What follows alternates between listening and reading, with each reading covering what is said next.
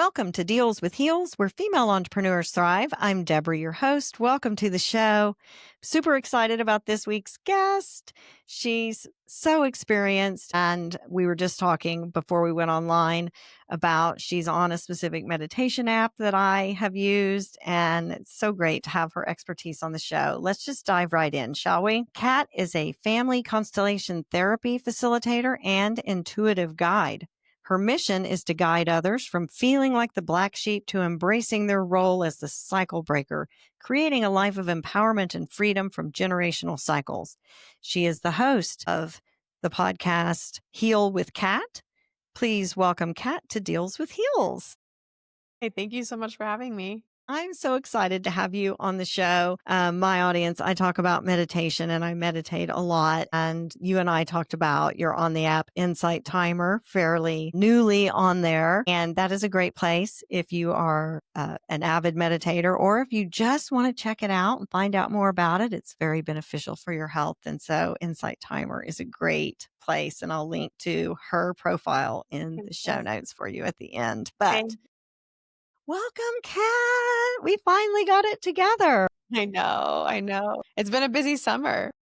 It definitely has been. And sometimes that's just the way it works. She's a podcast host, so she knows how hard it is sometimes to get our schedules to work. Well, let's start out with you. Will you tell us just a little bit about your entrepreneurial journey, kind of how you got to where you are now and what you're doing?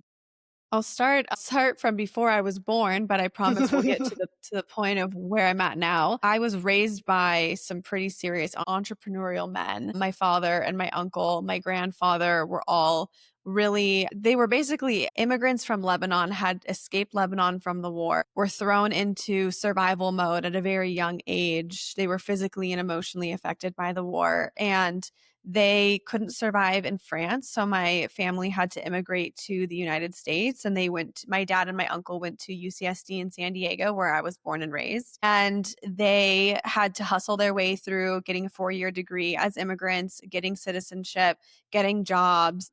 In the process, I was born in 91 and really just watched my dad live this American dream. He was in the tech space and how like hospitals share information via the internet. My dad started that with my uncle and my grandfather.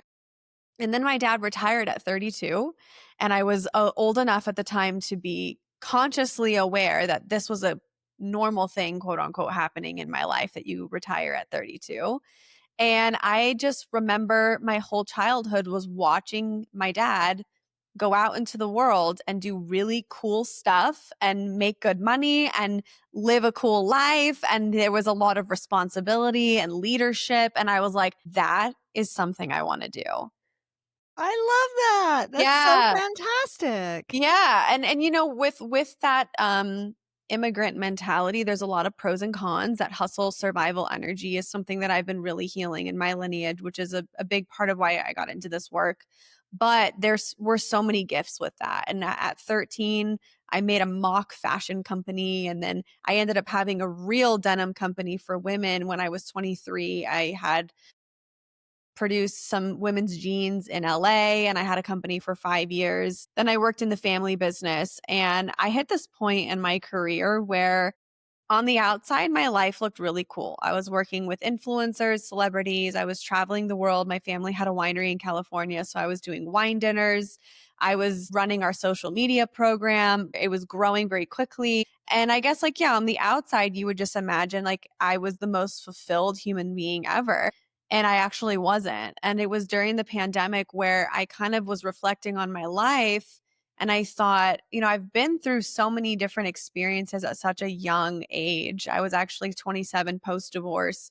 I could bore your ear off with all the things I had been through up until that point in my life that were very, very heavy mental health wise. And I remember just saying out loud, like, I wonder what all of this is for. Like, why am I going through all of this? And I sought out for a life coach. And instead of finding a life coach, I was recommended my mentor who introduced me to family constellation therapy. And I finally got to understand who I was as a person through the ancestral lens. And I really realized how much ancestral trauma was running my life. And I had never seen it like that before. It is amazing. I've been doing some healing of my ancestral trauma as well, kind of just on my own and not really having any kind of a guide to do it. So it's part of why I was so interested in having you as a guest, because I don't think people understand how all of that can be passed down. They've proven epigenetics is real. We pass down our trauma genetically even onto our offspring with PTSD. And so explain a little bit about what family constellation therapy is so we can kind of all get an idea. I think it's going to be something new for a lot of people.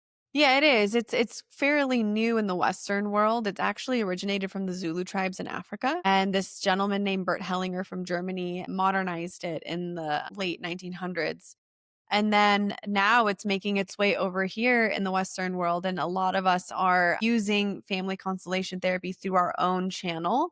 So there's women that do it through like horses. There's people that do it with water, people that do it with real life people. And I do it with pieces of paper.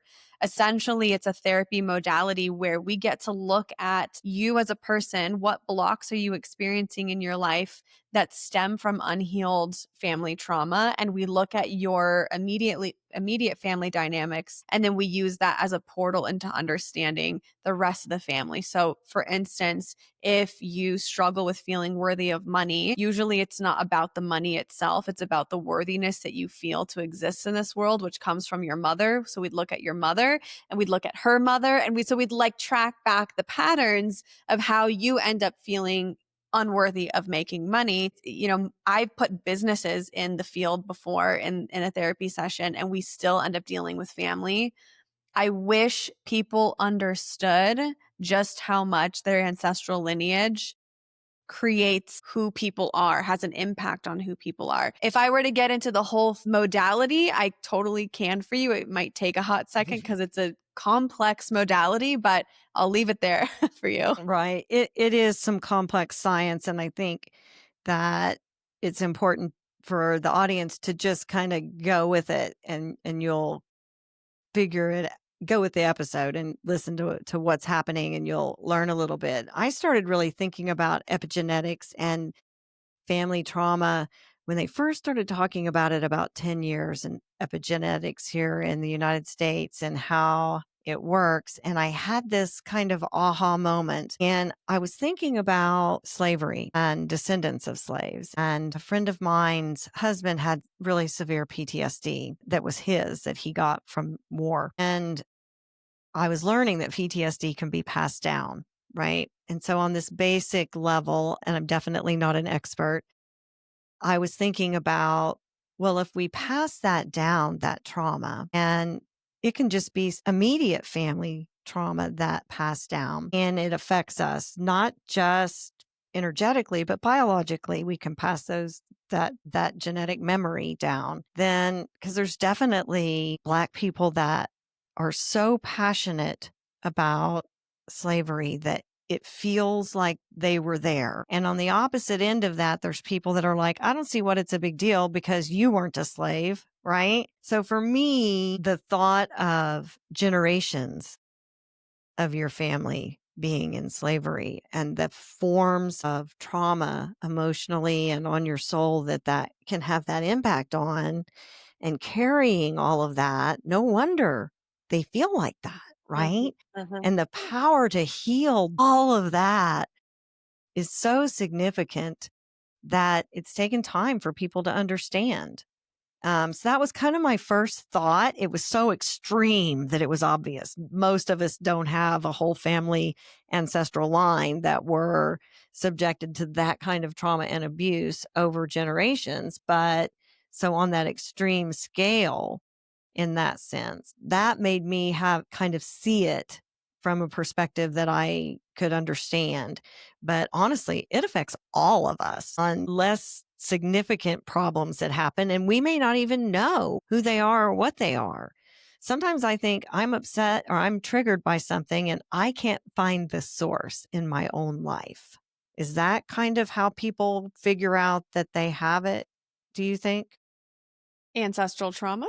Yeah, I mean, we all have ancestral trauma, but if it's really affecting your life, And you're doing the work personally to try to see, where's this coming from in my life? What happened to me as a child to make me feel so triggered by this? Because I don't have any bad memories of anything even like this. I think people go to counseling sometimes and they try to talk it out, try to find the source, and they can't find it in their life because it isn't from this lifetime. It's from their ancestor, right?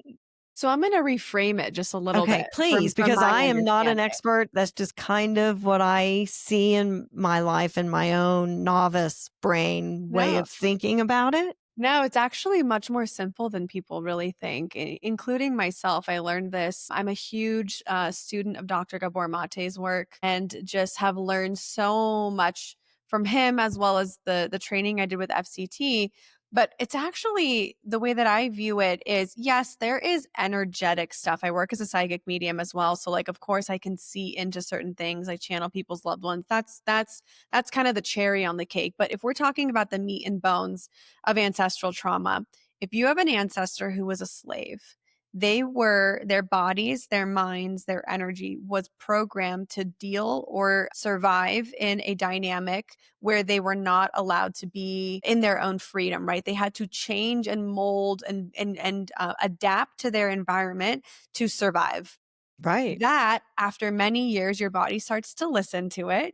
Think about how much autoimmune disease is so prevalent in women right now because we've been repressed. And this is not just generational. This is current life stuff that's happening. So we change. Our internal world changes as a result of trauma. And then our body listens to us and our body starts to adapt to what we're experiencing over and over and over again. Then that changes the way we show up in the world. We then treat our children the way that we have unprocessed, our unprocessed trauma does the parenting, basically, right. has an impact on the next generation.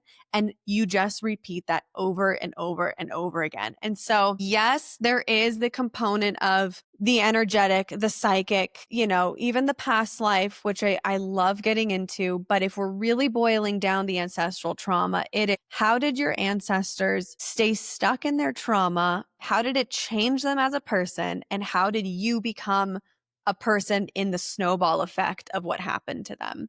Sometimes it's over one generation and sometimes it's multiple generations of stuff. Right. That makes perfect sense. Thank you for explaining that. How, let me check my piece of paper so I have all of that in there. Do you think a lot of what the infighting we have, right? I'm right, you're wrong, all of this kind of comes from that as well, that we're all kind of stuck in this cycle of our own and it makes us defensive? I really think that when we try to boil down people into right or wrong or black and white, it's actually a coping mechanism from childhood where our environments were not safe enough for the gray area. And as children, we don't understand what the gray area is. And so we try to compartmentalize our experience into good and bad. Many of us heard from our parents, you're being a bad girl, you're being a good girl, or that it's implied that if we're good girls that something good will happen to us, that we'll keep the peace. These internalized beliefs that we may not even really be conscious of the memory of them, because many of them are pre-verbal before we even had the words to define what this trauma or these feelings were. So I think that when you see people who are trying to put others into a box of black or white, right or wrong, Democrat, Republic, like all of this black and white thinking is really harmful for society, in my opinion, Me because too. we're actually we are belittling the uniqueness and the multidimensionalness of human beings. And I think we're going to start seeing a lot of people in the gray area over the next 100 years, but definitely in the next couple of decades for sure, because I think we're starting to realize how corrupt everything is. And I'm talking politically, economically, socially. But I also think that when we see people in black and white thinking or right or wrong thinking, it is a trauma response. It's our brain's way of trying to be safe. In reality, true emotional maturity and safety is making room for my favorite term, which is yes and. Yes, somebody Yes. was abusive and they were also a victim of abuse. Yes, somebody was an asshole to you and also they had a terrible morning where their kid did this and their coffee spilled on them. Like, I just think it's time for us as a society to move away from that black and white stuff. I agree. In fact, I didn't realize I was doing yes and a friend of mine was like, "That's from the yes and." And so it's important because I say this all the time. I try to give everyone grace. That person that cut you off in traffic or that person who was short with you at the register or whatever, we all have a bad day, right? Give that person grace because we don't know where they've been and what they've been through. I have a bad day and I snap at people sometimes if I have a bad day. And if they took that and said, "Well, that's Deborah, she's just a bitch." Well, I'm not, but I was having a moment. And so, one, always try to be kind, but we can't control when we have a moment always. And so, give a little bit of dang grace Yeah. Yeah. because And it there's doesn't all mean you, and yes, and I was hungry. yeah. Yeah, don't cross me when I'm hungry.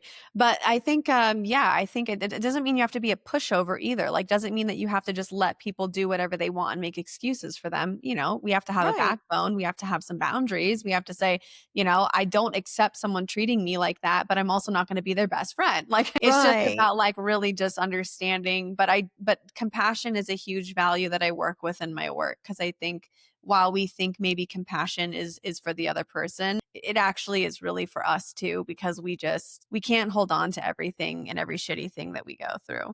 No, we can't. And I'm Gen X, and I was definitely raised in a way that I got my sense of accomplishment my sense of self and worth from accomplishment, right? Every time I did good, my mom was so happy. So I was going to do good some more. And I focused on that because that made her happy. And that is not sustainable as an adult.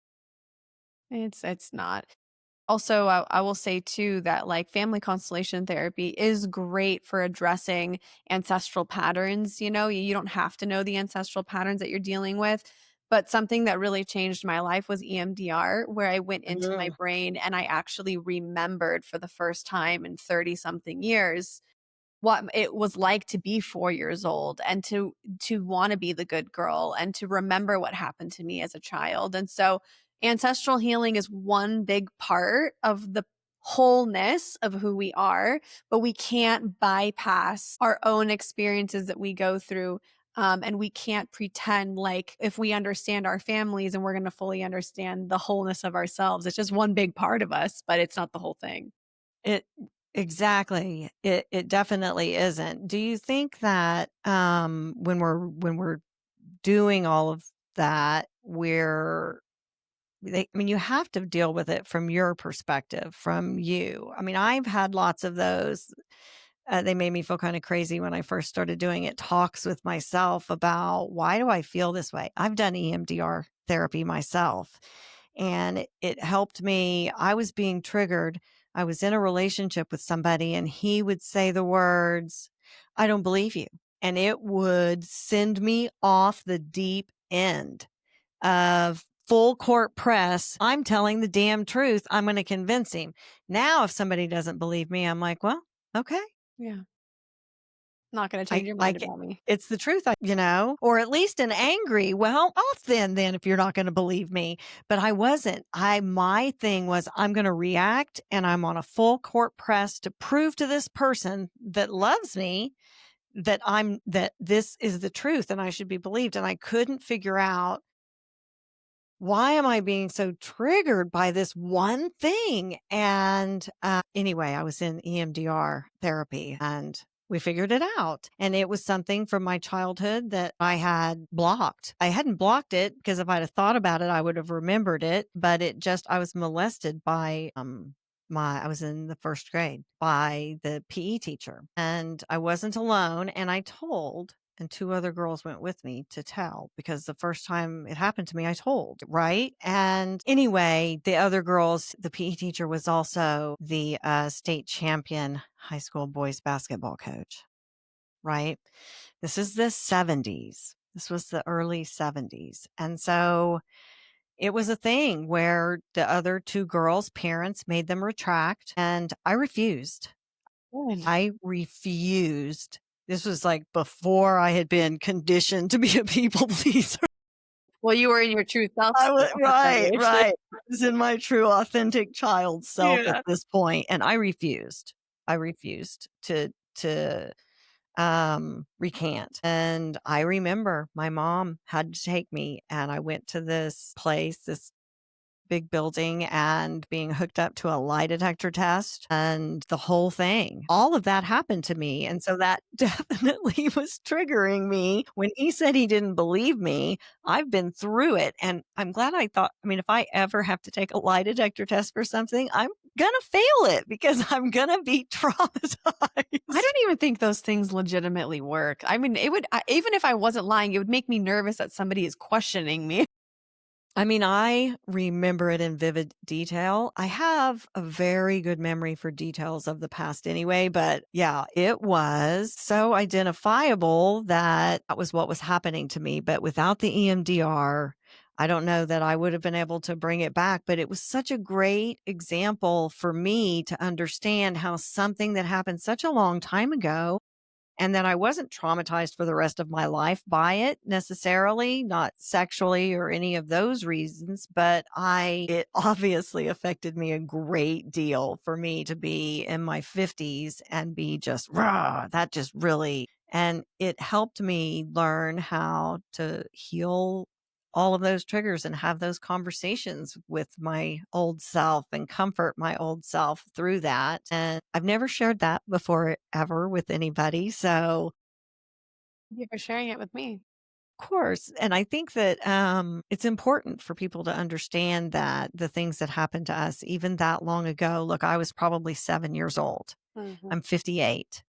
So 50 years ago, that happened to me. And it had such a profound effect that I was so triggered. Like I was going to convince that man his opinion doesn't really matter, right? I mean, in the grand scheme of things. Yeah. So if I'd have had you, we would have figured that out before and healed it all up, right, Kat? We would put mom in the field, dad in the field so you could feel some support. You know, we don't Yes. realize that we get really entangled in other people's stuff, especially in our family. A lot of the times that I'm working with people with any kind of abuse or trauma, I have to put a lot of the family members that weren't there for support behind the client. Again, I know that I didn't go through what FCT is on my own podcast. I have a live FCT that I did with a client people can watch. And I also have an episode that goes into the depth of what this work is and what a Okay. session looks like. So Send me a link to it I and will. we'll link to it in the show notes so they can kind of see how that because that would be cool for me to see even too because I just did my own little part and I was thankfully at a counselor that could do it and knew it would be helpful. Yeah. But It's not your traditional type of therapy either. It's a whole different kind of world. Yeah, a lot of us, what I'm trying to say before that is a lot of us just need to feel our parents behind us. We need to feel the scaffolding, the support of our family behind us so that we can be free to move forward in the world. And that's a lot of what we're doing with, especially with my female clients, is like they feel alone, they feel hyper independent, they feel scared, they go through these experiences that they don't talk about. And so where's mom and dad? Well, ancestrally in the lineage, for in order for you to move forward, you need your mom and your dad behind you, and you need everybody in their rightful place in the family tree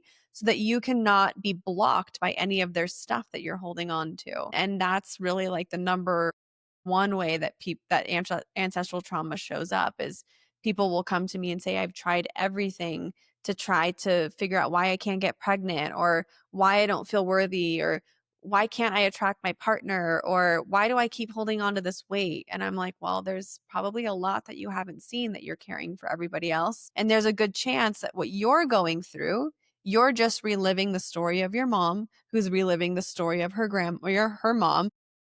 Everyone's reliving the same story. It's not always the same thing, THING, that happens. It's a lot of the same themes. So it's a lot of loss of power, loss of voice. How can you train the next generation to be different from you if you don't do the own work on yourself? So that's what a lot of what we're dealing with.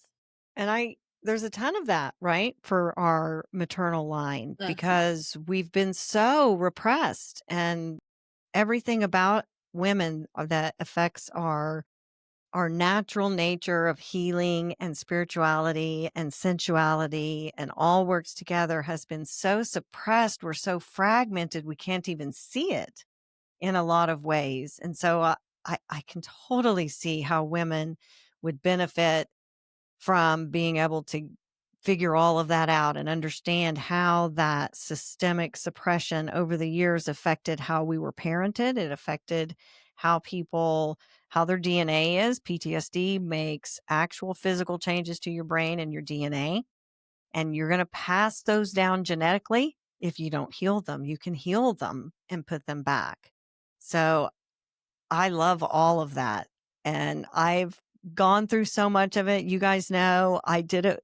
I did have a counselor, but I did all of that healing of triggers and all of that, just kind of figuring it out on my own and feeling really unsure about it when I was doing it because I didn't have, I mean, I talked to people about it, but they were kind of going through it at the same time as me. They weren't doing it like it wasn't anyone that had gone through it and had a system of helping get through it. So I was very lucky to find a counselor that did EMDR because he has to, right? He has to understand it to be able to do that portion of it. But it's a big deal. And healing it, healing those things in me changed my life. It changed my life. I can't tell you guys how important it is to do all of that work. And if you find yourself walking around upset all the time, but this person said upset me and that person did upset me, and I saw this on social media, and I'm so wound up and I'm so angry and frustrated and in a bad mood, then you could definitely be helped with counseling. Nobody wants to feel like that. That's what really encouraged me to take those steps was I had been, my marriage had fallen apart and my 5 kids had all left the nest.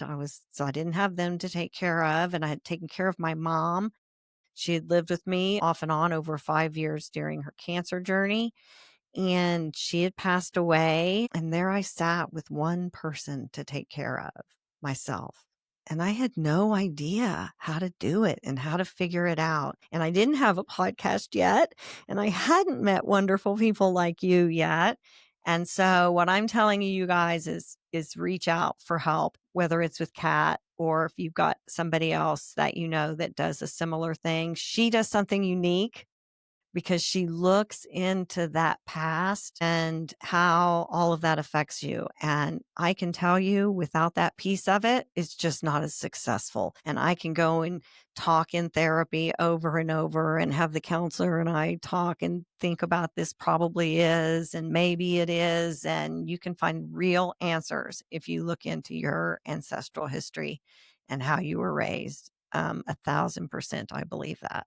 Yeah, and you know what's nice about family constellation therapy is that it's a little bit of somatic experiencing in there. It's a little bit of parts work, it's a little bit of channeling and mediumship.